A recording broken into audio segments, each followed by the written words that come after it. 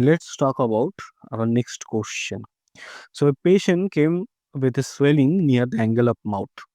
The swelling was non-tender and firm. So, what is your diagnosis in this patient? So, the options are option A, that is Bezold abscess; option B, Osteoma of the angle of mandible; option C, lymphatic enlargement; option D, parotid tumor. Now, let's try to understand. Okay. So your parotid tumor is basically the tumor that involves the parotid gland, which is eventually the largest salivary gland in the human body. And here the tumor has been typically located just behind the ear or the ear lobule, and there is a space that is known as the parotid space. The location of the swelling is typical in the parotid space, and that will eventually lifting up the ear lobule. So this is the typical characteristics features of the parotid swelling or the parotid tumor in that case. Now, regarding the symptom, eventually the most of the tumors, 80% is basically benign in nature. So, as it is a benign in nature, and eventually the parotid tumors, which is eventually the pleomorphic adenoma, they are the slow growing one. So, there is a long history of the swelling. Okay, that will be there, and the patient will not complaining of any pain in that case. Okay, so there would be no pain. It's a basically hard and firm swelling initially, or in the longer duration of their time period, it will be mobile mass. Okay, but if it involves the underlying structure or the deep lobe of the parotid gland, in that case there is a possibility of immobility in that case. Also, the another important thing is that there is a fair chances is there on the extension. It might gonna involve the facial nerve. So in that case, facial nerve palsy is also will be there. So the movement, as I have already mentioned, it's initially or the fair time, it's basically the mobile mass. So on opening the mouth wide open, the tumor is basically moves upward. Okay, so this is the typical movement that we might gonna encounter. So the tenderness eventually not seen in such cases, but obviously it can vary if it is at all complicated with the abscess, or there is some other pathology that could be associated with that, or there is a involvement or the of the deeper structure or the surrounding structure that might gonna complicate the whole scenario with uh, tenderness. But most of the cases it will be non-tender. Okay. Now, the next option, that is your Bezold abscess. So this Bezold abscess is basically a complication of acute or chronic otitis media. Okay. Now, this Bezold abscess has been located somewhere just beneath the sternocleidomastoid, and the patient comes to you with a swelling in that area, in that particular area.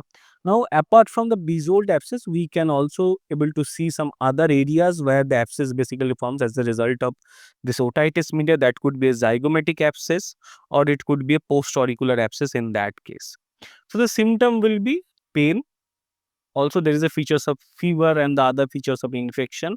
The swelling would be pretty much prominent in that particular area. Also, there is a preceding history of uh, otitis media in that case. Okay, if you go for the ear examination, you might gonna see there is either eardrum perforation or there is a eardrum bulge that will eventually suggesting of otitis media in that case. Tenderness obviously would be there. Also, there is a fluctuation that would be also positive in such cases. Now, the movement, like the uh, eventually the movement on moving the head, the patient will complaining of severe pain because it has been located somewhere near to the sternocleidomastoid. While you try to move your head, your sternocleidomastoid basically take the active participation in that. Okay, that's why the pain is there on movement. Now, the next option, that is your osteoma of the angle of mouth. Osteoma of the angle of mouth. You can see that it has been located somewhere in the angle of mandible. That is the important thing. It is a basically benign bony growth.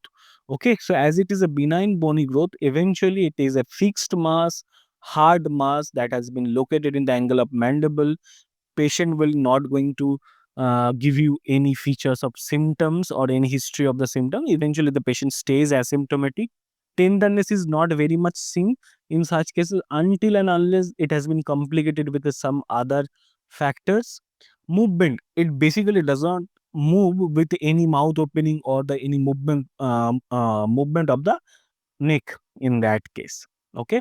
Now the next important thing is that lymphatic enlargement. So your lymphatic enlargement could be seen typically in the neck nodes. So we have the multiple neck nodes here, right? So we have the submental, submandibular, jugular digastric, and the posterior auricular. So pretracheal, paratracheal. So there is a uh, various level of lymph nodes has been there. So which I have already discussed with you guys.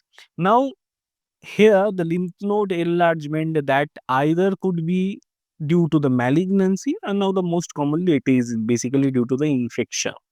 Okay, and the fair chances is there it could be due to the tuberculosis as well, like the extra pulmonary TB that can be presented with uh, typical neck node enlargement.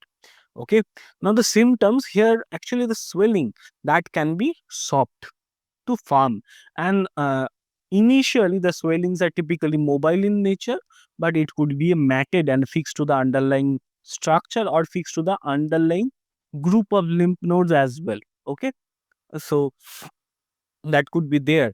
Now the presence of tenderness that would be present in the background of acute infection in that case.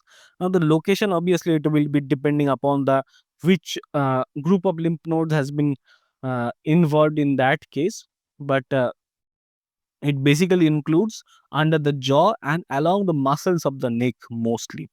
Now let's try to understand the question that has been asked in here. Like there is a swelling in the angle of mouth, and it is basically a non-tender swelling, and it's a firm in nature. So obviously you're non-tender and it's a firm and typically located in the angle of mandible. And you can easily able to see that in this image. So the location is important here. So location is somewhere in the parotid space lifting the ear lobule. Again, your answer would be parotid tumor. Okay.